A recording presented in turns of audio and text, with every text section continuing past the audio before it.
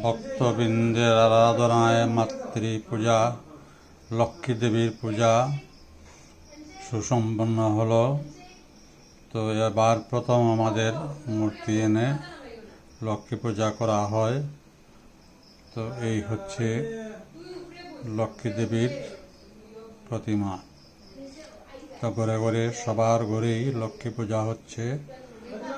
ধনের দেবী লক্ষ্মী, তিনি সমুদ্র থেকে ধনভাণ্ড নিয়ে আবির্ভূত হয়েছিলেন সমুদ্র মন্থনের সময়।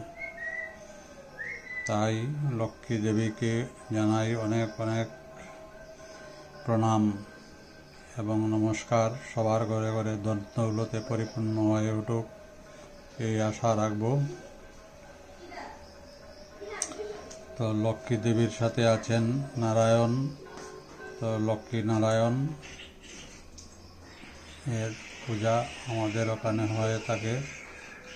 তো সবাইকে জানাই রাত্রের অনেক অনেক শুভেচ্ছা, শুভরাত্রি। সবাই ভালো থাকবেন, সুস্থ থাকবেন, কাজকর্মে এগিয়ে যাবেন। তো লক্ষ্মীরও শতনাম আছে। তো লক্ষ্মী সাধারণত দান ধান্যে পুষ্পে ভরা, তাই ওনার পিছনে ধানের দুটি ছড়া রাখা হয়েছে। এই ছড়াগুলি ধনের প্রতীক এবং বিভিন্ন ফল প্রসাদ দিয়ে লক্ষ্মী দেবীর পূজা করা হয়ে থাকে।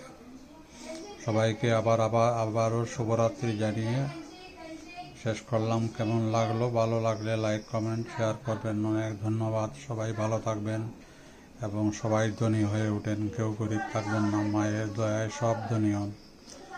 তো মায়ের দয়ায় আমার প্রায় 1 কোটি টাকা তিনি নিয়ে গেছেন। তো মাকে অনেক অনেক ধন্যবাদ, কারণ তিনি এত চঞ্চলা যে কারো করে তিনি থাকতে চান না।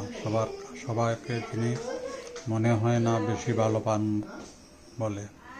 তো কারো ঘরে ঢুকলে পরে তিনি কিভাবে চলে যাবেন সেই চিন্তা করেন।